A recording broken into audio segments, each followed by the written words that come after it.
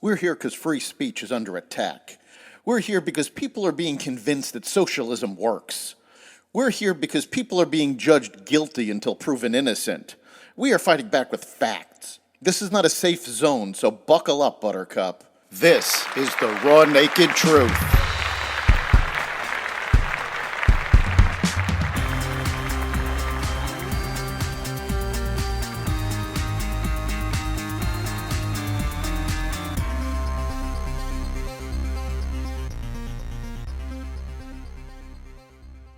Math scores drop. University presidents testify before Congress. The loss of a sitcom legend, and more. Welcome to the Raw Naked Truth. I'm your host, Eric Lopkin, and here's the news you need to know. U.S. students' performance in math plunged last year in a global exam, according to results released Tuesday. Scores fell in much of the world, but U.S. 15-year-olds, with their 13-point drop, lagged behind their global competitors. U.S. math scores were lower than 20 years ago. About 66% of U.S. students performed at a basic level or better in math, compared with 80% in reading and science, the New York Times reported. U.S. students fell behind peers in similar industrialized democracies like the United Kingdom, Australia, and Germany, and trailed far behind students in the highest scoring countries, including Singapore, South Korea, and Estonia. The results provided the first global comparison since the pandemic. Israel said Tuesday its military forces had reached the heart of Khan Yunis, Gaza's second largest city and Hamas's last major bastion. The push followed Israel's intensifying bombardment in southern Gaza after an initial focus on the north of the Palestinian enclave. Israel's military said it was engaged in the most intense day of battles since Hamas started the war. Hamas's leaders are reportedly hiding in a vast tunnel network. Israeli military has stated they are considering flooding the tunnels.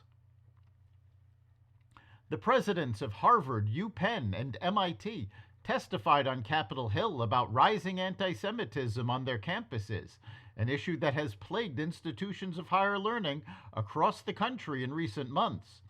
Hamas's October 7th attack on Israel has fueled violence across the U.S., with reports of anti-Semitic incidents surging dramatically since then.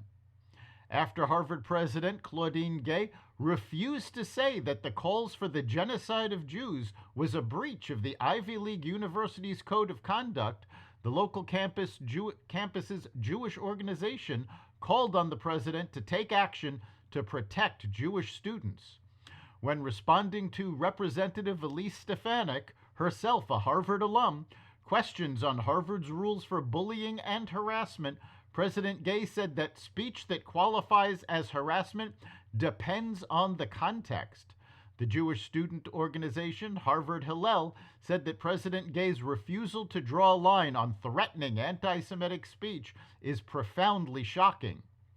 President Gay's refusal to draw a line around threatening anti-Semitic speech as a violation of Harvard's policies is profoundly shocking given explicit provisions within the Conduct Code prohibiting this kind of bullying and harassment, the Harvard Hillel said in a statement posted on social media. Senator Ted Cruz said the Biden administration funneled more than $66 million in taxpayer money to nonprofits and academic institutions for misinformation research in what he calls an effort by the federal government to censor Americans while attempting to absolve itself of liability for infringement of America's First Amendment rights.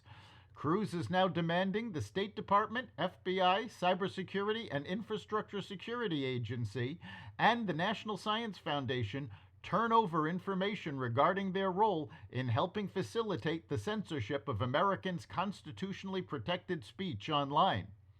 The move comes as part of Cruz's months-long investigation into big tech's content moderation and alleged censorship practices.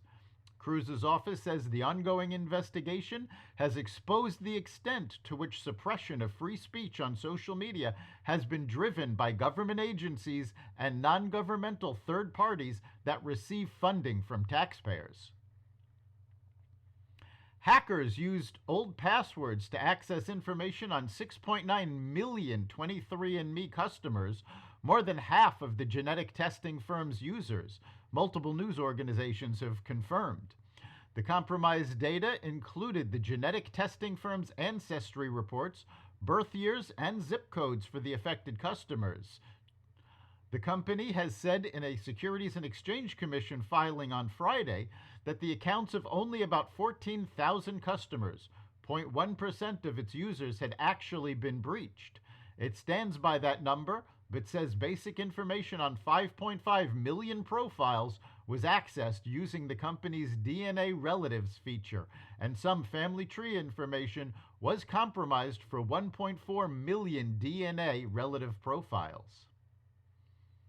Finally, on a sad note, Norman Lear, known for producing classic shows such as All in the Family and One Day at a Time, has died. Lear, who was 101 years old, died of natural causes on Tuesday. He was surrounded by family at his home in Los Angeles, according to a statement posted to the TV producer's website. Thank you for the moving outpouring of love and support in honor of our wonderful husband, father, and grandfather, Lear's family statement read. Norman lived a life of creativity, tenacity, and empathy. He deeply loved our country and spent a lifetime helping to preserve its founding ideals of justice and equality for all. Knowing and loving him has been the greatest of gifts. That's the Raw Naked Truth. You can catch every episode of the Raw Naked Truth at xvadio.com/podcasts, the Apple Podcasts app, Google Podcasts, Spotify, iHeartRadio, Audible, Amazon Music, and other platforms that respect freedom of speech. We'll see you next time.